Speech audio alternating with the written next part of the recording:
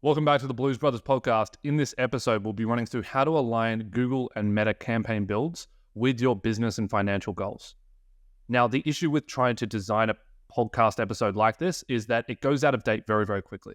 Because the platforms are constantly changing, SOPs are changing, the way that you should approach scaling the platforms always changes. However, in this episode, we'll be providing you with fundamentals that should always exist within the platforms so that you can come back to this piece of content in 2 years from now where maybe Meta and Google have died and now it's just TikTok. And you can still apply all of the core principles that I'm running through in this episode into your campaign builds over there. So we'll be starting off with the 2 core fundamentals to understand if you ever want to build a Google or Facebook campaign that actually aligns with your financial goals. We'll go through the principles of SOP creation. We'll go into Google, we'll go into Facebook, and then we'll go into correlating performance holistically across multiple different platforms. Starting off with the fundamentals. If you are going to build a campaign on Google or Facebook or any digital marketing platform, there are 2 fundamentals that you need to understand, which most people either don't even know about or completely neglect. Number 1 is the incentive structure of big tech, and number 2 is customer journeys. Let's start with number 1. Understanding the incentive structure of big tech advertising platforms is the fact that the job of Google or Facebook is to maximize advertiser revenue. And the reason for that is that I believe the statistic is that Google's revenue, 80% of it comes from AdSense. And so advertisers coming and advertising on Google is the only reason why Google's one of the biggest companies in the world. It's the same for Facebook. 90% of or 80% of revenue of Meta comes from advertising placements on the platform. And so they are so heavily reliant on advertisers going to the platform and spending that the entire incentive structure of these big tech companies is to either, number 1, drive more advertisers onto the platform, or number 2, squeeze more ad spend, more revenue out of existing advertisers. So get existing advertisers to spend more. Now, they do both. You've seen a lot of advertising for Google and Facebook where they're trying to consistently get new advertisers on the platform. They're constantly running offers, get $500 free on Google ads if you spend $500. That's just an offer to try to get more advertisers on. But the number 2 is that they try to get you to spend more. Now, they do that through Google reps. They do that through Meta reps. Their job is to really just get you to crank up spend in the platform. But they also do it through increasing attributed revenue. One of the easiest ways to get a brand to spend more on Google or Facebook is to simply say, hey, you do $100K a month in top line revenue, and guess what? $80K of that is attributed to Google. And so now you as a founder will make the assumption that the best decision that you can make is put more cash into the vehicle that seems to be driving all of our revenue, when in fact it isn't. Because these platforms love to over-attribute, because it means that advertisers will spend more. Now, sometimes there is actual good reasoning as to why something's in place. For example, I could sit here and argue that Facebook's one-day view attribution is a complete ploy by Meta to just over-attribute conversions that has nothing to do with the platform so that you spend more as it looks like Meta's driving better results than it is. Sure, you could make that argument. But also you can make the argument on the other side that view-through conversions are a really important part of getting better conversion modeling because you have higher conversion volume getting attributed through the campaigns, and therefore that enables better targeting. And Meta does argue that. Meta argues that you see better incremental revenue when you have one-day view within cost cap campaigns because you have larger data sets that the campaign can use to work with. And so when you start to look at really any argument that you could make for an incentive structure-based ploy by one of these big tech companies, there's always going to be a counter-argument that is somewhat valid. But it's still important to really understand this fundamentally. Google's job is to attribute as much revenue as they can. Facebook's job is to attribute as much revenue as they can. Klaviyo's job is to attribute as much revenue as they can because they can then price as high as possible. If Klaviyo is sitting here going, we're responsible for $2,000 in revenue per month, and they're charging you $2,000 per month, you will cut Klaviyo. That's a very easy rational decision to make. However, if you sit here and Klaviyo is claiming $20K a month, then you can sort of rationale it. And so that's why these platforms need to attribute. They need to attribute really, really badly. And one of the ways they do this, for context, is conversion modeling.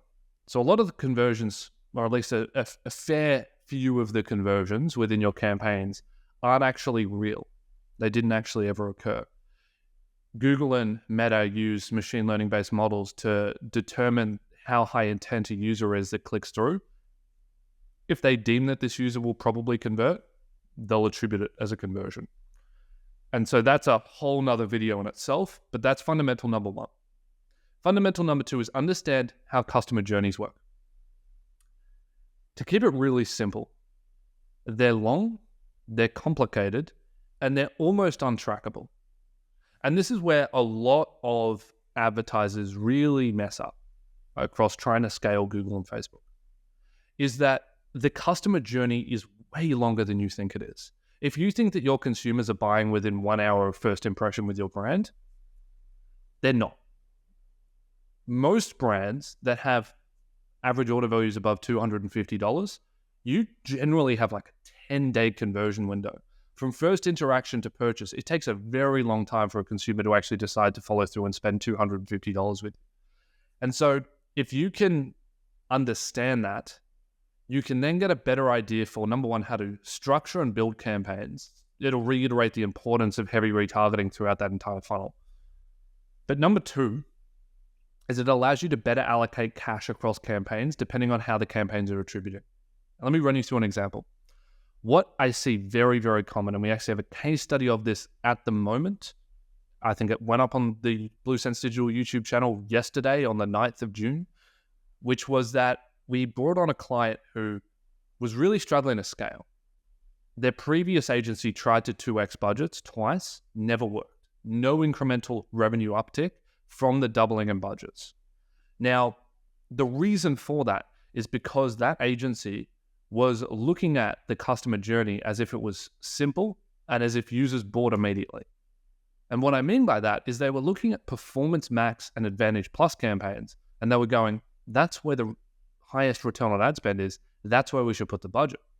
But what they were neglecting is the fact that, and if you're listening to this, I apologize because I'm going to try to articulate this with my fingers here, which is, this is the first 80% of the customer journey, and then this is the last 20%.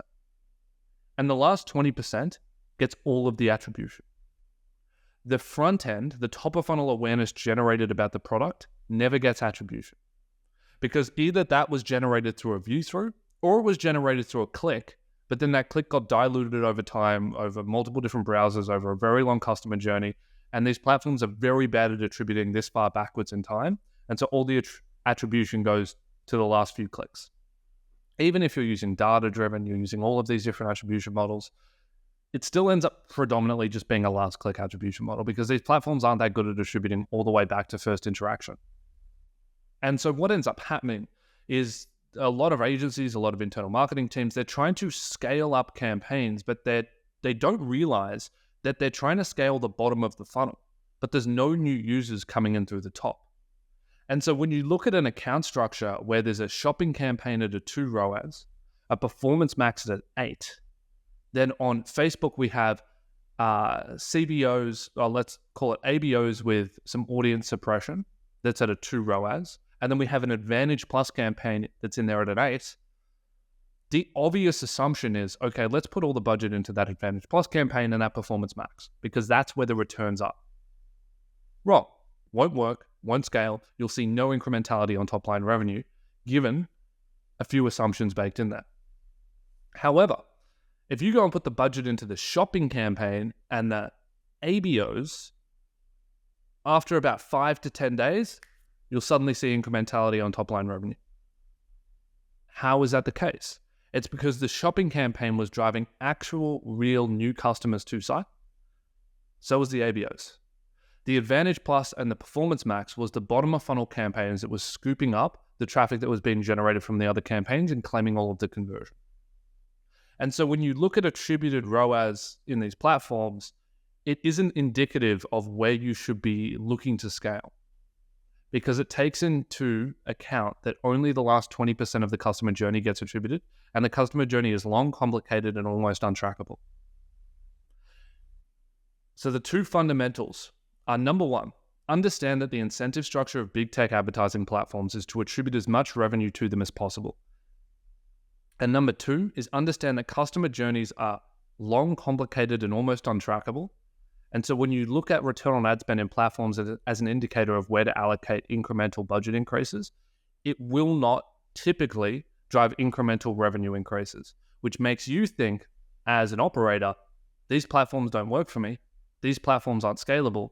Of course they are, right? I almost guarantee that you have a competitor in your exact niche that's spending 5x the amount that you currently are on these platforms. Now, you could make the assumption that, yeah, but they don't know what they're doing and they're just wasting money and spending it inefficiently. Okay, maybe. But is that a productive ideology to apply to your advertising spend, which is the most scalable component of your business? Probably not. Probably not. It's probably a fair assumption to say that if a competitor is spending 5x more than you, then they're probably doing it profitably, or else they'd be under by now. And if they aren't doing it profitably, but it seems to be profitable from the internal marketing team's perspective, then you have to ask, well, they're getting profit from somewhere to pay for all of this advertising. So where's that profit coming from?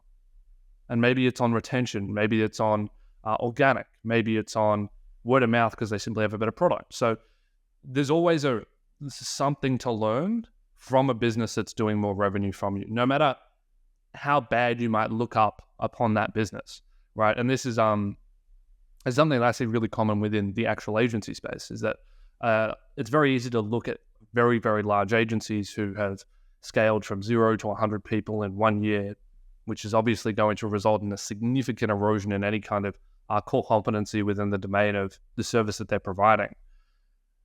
And we can sit here and go, they're a terrible agency. But then we could also sit here and go, well, what are they doing well? How have they achieved that kind of scale that quickly? They would definitely have to have some kind of system in place. They would have to have something here. There's always gold to pull from someone that's higher up than you. And so that's also important to understand when you get into a bit of a limiting mindset of the fact that you can't increase budgets just because you're an in-house media buyer or your agency couldn't increase budgets. Realistically, they probably put the increased budget in the wrong spot.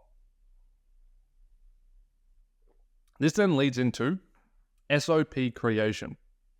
I want to tag this into this podcast because I think it's an important caveat, considering that we're talking about Google and Meta structures and how to align them with your business goals. And we'll go into exactly some specifics in a moment. But I want to talk about SOPs. There's two principles of creating an SOP, in my opinion. Number one is it needs to be data backed. And a lot of people, you'd be surprised, create SOPs based on n equals 1 sample sizes, which just means that they've done one test once on one account, and now they generalize that across the entire of e-commerce or Google ads or Facebook ads. It needs to be data backed. You need to have at least multiple tests that can validate whatever your SOP is starting to create. And then some people think it ends there, but it doesn't. In my opinion, there's also a second primary principle of SOP creation, which is having a mental model that explains why. And that's as simple as just saying, like, have a hypothesis. Okay, so we run dedicated retargeting campaigns on Facebook as we hypothesize, or the mental model is that it will have higher bid caps at auction, which will give prioritization of placements on retargeting audiences, which will force cold targeting audiences into actually cold targeting. That's the mental model. But now we have to have the data to back it. So we have to go and actually test that mental model in multiple accounts to validate whether that's actually true or not, to then roll it out as an SOP. A lot of people do one or the other. A lot of people love to just make a mental model and go with it. And to be completely transparent here, I used to do that 2.5, 3 years ago when we had very limited amount of accounts. It was just me running my own e-commerce brands. I had to create mental models and I didn't have the statistical relevancy of having hundreds of accounts under management to be able to validate anything. So it was just, that happened. Okay, I assume that the mental model here is that. And so then I'm going to do this. And that's a fair way to work if you're working on a single account siloed in.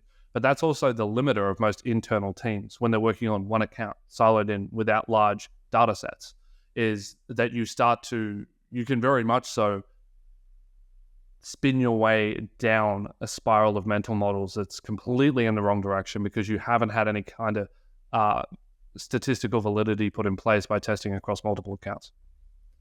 And then a lot of people also don't do the mental model and they just have some data and then they try to pull extrapolations there, which also doesn't make sense because it might not actually align with how the platforms work.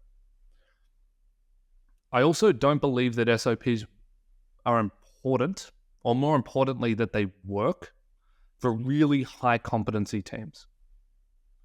What I mean by this is you can judge the performance the performance within a specific domain of a person based on how long the instruction manual has to be.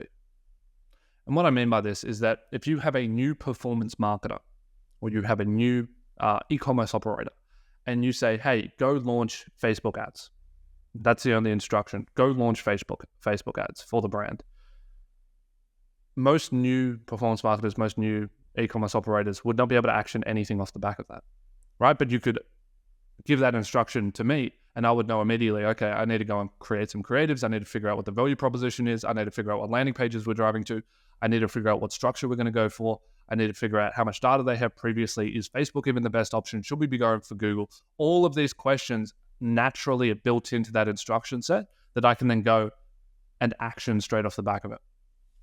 And so if you wanted to give that to maybe someone with just 6 months experience, you would have to specify, okay, I want you to launch a Facebook campaign with this structure. I want it to be with these ads. I want us testing 5 ads a week. I want this, that, the other. And so you have to build in all of these parameters so that someone can actually go and execute on the task. And so when we talk about SOPs, this directly translates into that frame of thinking, which is that if you really restrict everything down to a standard operating procedure, it doesn't allow high competency individuals to go outside and execute rapidly and fast. And so if you had all of these constraints around me and said, hey, by the way, you can only launch Facebook ads if you're testing 5 creatives a week. If you're doing this, if it's in this structure, if it's like this, you have to have this many value propositions. This is how the hooks have to look, this, et cetera, et cetera, et cetera. You start to dilute my core competency in being able to go and execute on a very simplified request and then extrapolate based on all of my knowledge that I've built over the last 5 years. And instead, you just restrict someone down into a specific domain and go, hey, go and apply this. And that works well for low competency teams and low competency individuals. They need a very productized script as to how they are delivering a service or a task. But if someone is highly competent, they should not require a ton of SOPs around everything. And every SOP that you add, I believe, restricts the speed of the team. It slows everyone down. Every single SOP is just a putting brakes on a car. And so is that to say you should never have SOPs? Not at all. Like, you want brakes, you don't want someone speeding and going off road. But do you want to slow everyone down to a standstill? Probably not. And that's what I think you see in a lot of very, very large organizations that have very, very rigid SOPs around a lot of different things, which is that everyone gets slowed down and you don't stay on the forefront of innovation on whatever specific domain you're supposedly an expert within. Let's talk about Google. An important understanding to have of Google at the moment in June of 2024 is that PMAX goes for very high intent users in the existing funnel. We sort of touched on that at the start with a few examples that we pulled from, but fundamentally, if you look at any customer journey map, if you look at third-party attribution tools, majority of the time, Performance Max is going and scooping users up that are just about to buy. And you might say, well, we have branded negative now. So when we look at the campaign, it's not pulling any branded keywords. So what is Nathan talking about saying that it's driving existing customers back to site or existing high intent users? It's getting cold keywords. We can see that. What I would recommend doing is go into your cold keywords, sort by revenue, and then switch it to conversion rate. And have a look at what the conversion rates are of some of these key terms.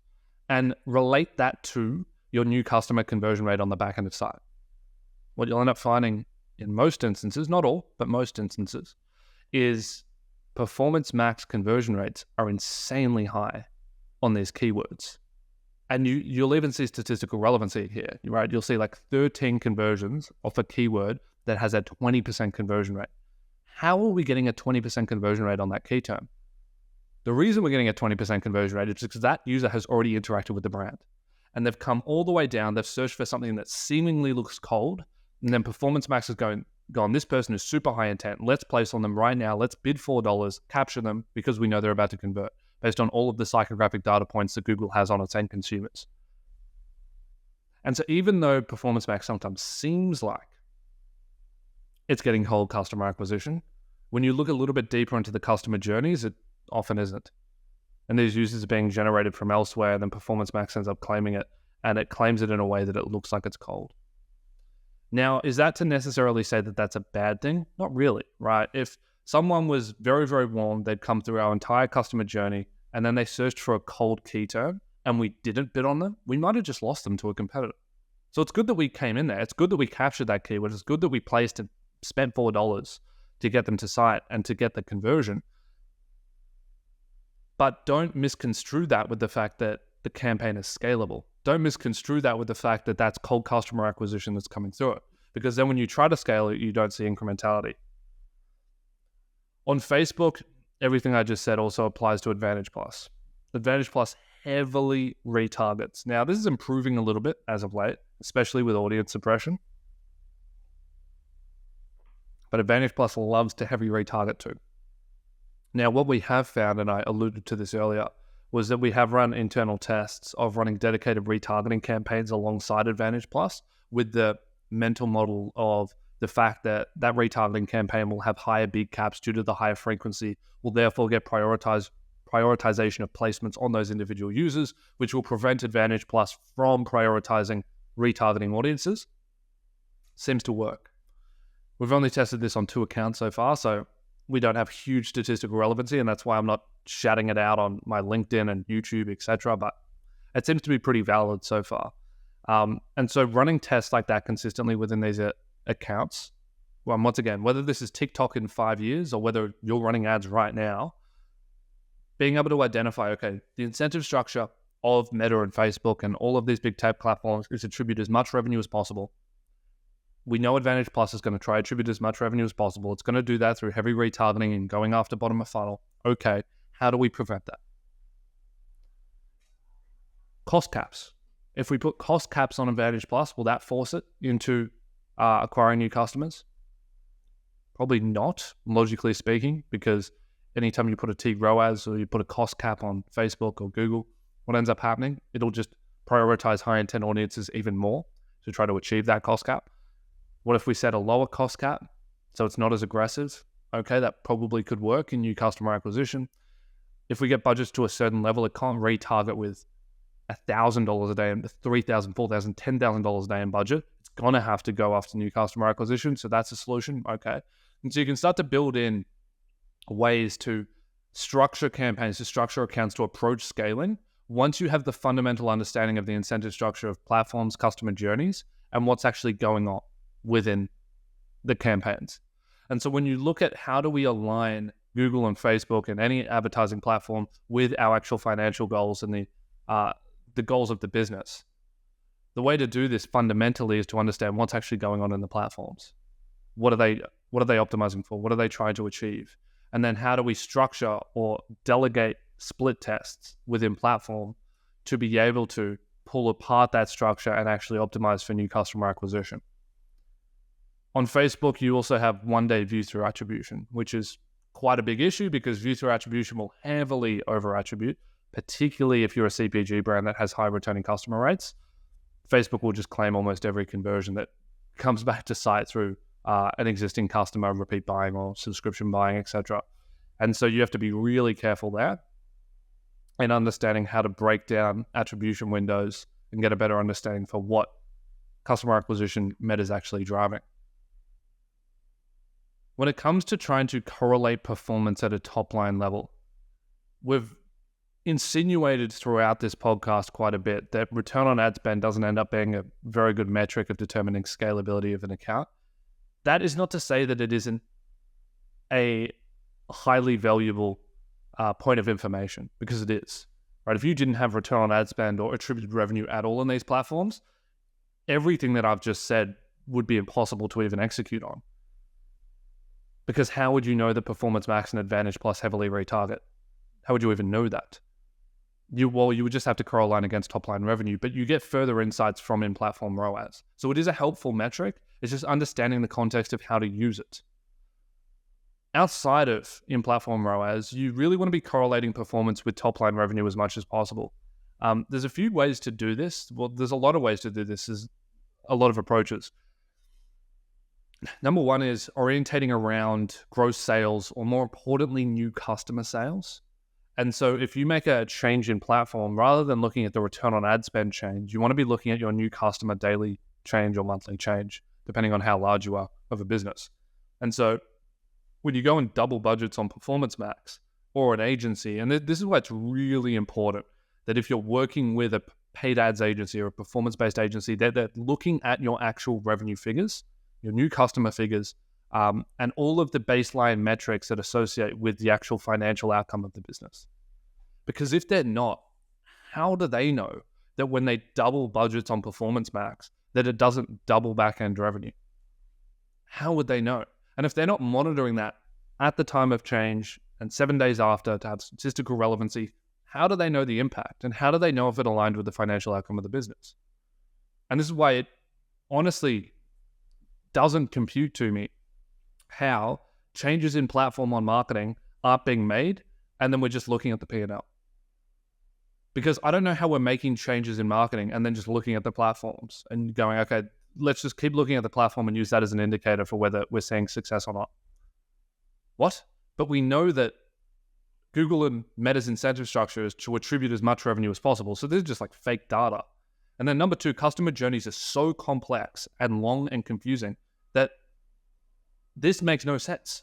Like what we're looking at is so hard to decipher as to what is actually occurring, that why don't we look at just the actual cash out of the business, right? This is what we do in lead generation businesses, right? We don't generate a bunch of leads, pay $10,000 for them, and then go, oh, the cost per lead was good. It's like, no, how many closed, and what was the cash collected, and then what is the annualized recurring revenue off the back of the $10,000 that we just spent on these leads? Like the correlation between marketing and financial operations is absolutely critical if you want to achieve scale at a rapid rate.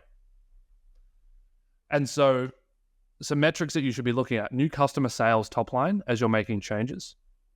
Secondly is just gross sales if you don't have a high returning customer rate. Third is I would be looking at statistical relevancy tests using some kind of incrementality calculator. And so what this means is that if we increase budgets on Google, what actually happens to top line revenue on the store with the correlation in budget changes and the change in top line rev. I would always be looking at incremental returns, except for if you're a really small business, because it's not going to be as applicable because of the efficiencies that you gain as you start to achieve scale. But if you're spending an extra $1,000, are you getting an extra $5,000 directly on top line? And are you making a large enough budget change to actually see that in top line revenue? Because this is a really important caveat that most don't understand, which is the fact that when you up budgets, you need to increase budgets enough to actually see the performance reflected in the baseline metrics on the back end of the store. I've seen a lot of brands who have scaled unbelievably quickly. They've gone from spending $2K a month to $40K a month, $60K a month, $80K a month actually in 4 months, 5 months. And you look at those brands and you go, how did they do it, right? They must have had perfect product market fit. They must have had this, that, the other. And yeah, they definitely do. They have a good product. They have this, they have that. But one of the core principles that the operator of that brand was moving with was this: we need to double budgets to see if it actually works. And it seems like an aggressive approach to business. It seems like, why would you go and double budgets? Let's step stone our way up. And we don't have that much cash, so let's do this slowly and not overinvest and then waste a bunch of money. However, let's say you're a 100K a month business. What is the variance month on month of a business of that size? It depends, but usually 5 to 10%, right? And so what I mean by that is that your revenue isn't 100K every month. You're not just 100. It's going to be 95, 105, 92, 107, 102, 98, 94. So you're going to have this little wavering over time, but over a 6-month period, you average out to 100K. Okay, cool. Now, let's assume that you're spending 5K a month. And so you have a lot of organic revenue and repeat revenue in there. And then your assumed MER on incremental budget increases is a 3. And so you go from a 5K budget to a 6K budget. Okay, your agency says, hey, I think we should increase budgets. And you go, okay, let's go up 1,000 from 5 to 6. Okay, so the assumed increase in top line revenue there would be 1,000 times a 3 MER, which is 3,000. How are you going to measure a $3,000 increase in top line revenue when you have a 5 to 10% variance on a 100K rev? You're not going to see it, right? Because next month you might drop by 5% in natural variance, but then you might have got that 3,000, which pulled you up to a drop by 3%. Does it look good? You can't tell. You have to wait an entire 3 to 4 months before you can see your new revenue baseline average out and you can know whether it worked or not. And a lot of business owners will be super reactive and they won't see an immediate huge uptick in top line and they'll just pull the budget anyway. And so why some of these operators manage to go from 1, 10, 40, 60K ad spend so quickly is because they're confident enough to go, okay, our budget's currently 5, let's go straight to 10 for 1 month. Rather than spending 1K a month for 5 months and seeing if it works, let's just spend the whole 5K now. Let's do it next month. We believe we're putting it in the right spot. We've done the analysis. Let's put it in this campaign, see what happens. They put the 5K in, and then immediately they see it in top line because 5K at a 3 MER is 15K in top line. That's very visible on a 100K a month brand. So they see it come out the other side. And they go, okay, well, that worked. Let's do it again. Let's go 10 to 20. They see it reflect in top line. They go, okay, now that's working. Let's go 20 to 40. Maybe they don't get incremental profit there and they actually lose some money. And they go, okay, let's pull back to 30 and let's restructure. Let's figure out why that didn't work. Did we have enough creative volume? Let's pull that back up. Let's do this. Let's put all the measures in place so that we can do another doubling. And then they go up to 50. And then they go up to 70. And it's these large budget changes that are actually very measurable at a P&L level because you're not being suppressed by variance, natural variance in sales figures that's not going to show the actual incrementality of adding budget into a business like that. And that is a really over-missed concept from a lot of brands. And that's why internally, and if you're a client and you're watching this, I'm going to give away a little internal SOP here. And if you're a prospect that might be coming on board, I'm going to give you some transparency, which is that internally, we will always push for the highest budget increase possible so that we anchor clients upwards. If we're confident that we're actually going to drive incremental revenue, and I want to make that very clear, we would never increase budgets if we don't believe that we can drive incremental profit to the business. But if we're very confident, if it's very obvious, if all of the signs make sense, and it's like, we'll obviously drive incremental profit here, there's no doubt about it. I would rather increase budgets from 5 to 10 than from 5 to 6 and let it sit at 6 for 5 months. And that's not because of an internal billing structure or anything like that. It's simply because if we go from 5 to 6, we won't be able to see whether it worked for a while. Okay, maybe the in-platform attributed revenue went up, but it's always going to go up. That will always happen. And that's an important caveat to understand, is that if you're a 100K a month business and you're spending 5 and you go to 6, your attributed revenue will go up because Google will just do more retargeting, Facebook will just do more retargeting, and they'll just scoop up and attribute more of your top line revenue, even though they might not have driven any new customer acquisition. And so to summarize this podcast up, no matter what time you're watching this, no matter what platform you're advertising on, it's always important to understand the fundamentals that you can then reason up from. And the fundamentals of, at the moment, all big tech advertising platforms is they want to attribute as much revenue as possible so that you continue spending and ideally spend more, because their job is to increase advertiser revenue. They're a publicly traded company. 90% of their revenue comes from ads. It is in the direct incentive structure of the board.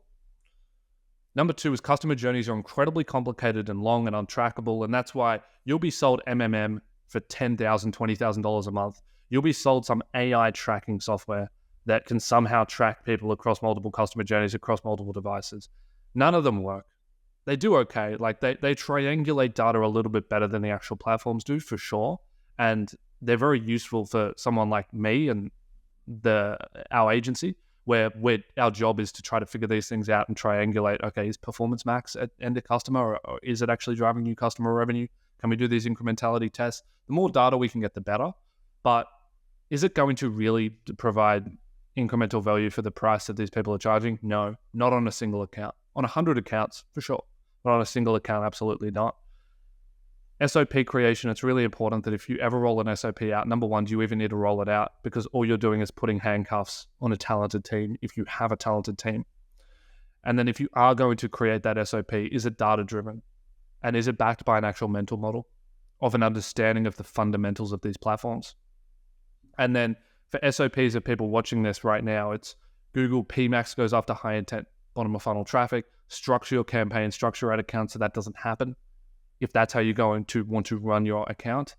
Facebook Advantage Plus heavily retargets, one-day view heavily over attributes, structure your accounts accordingly. Understand that that is occurring, and then how can we conceptualize structures that are going to prevent that and drive for new customer acquisition.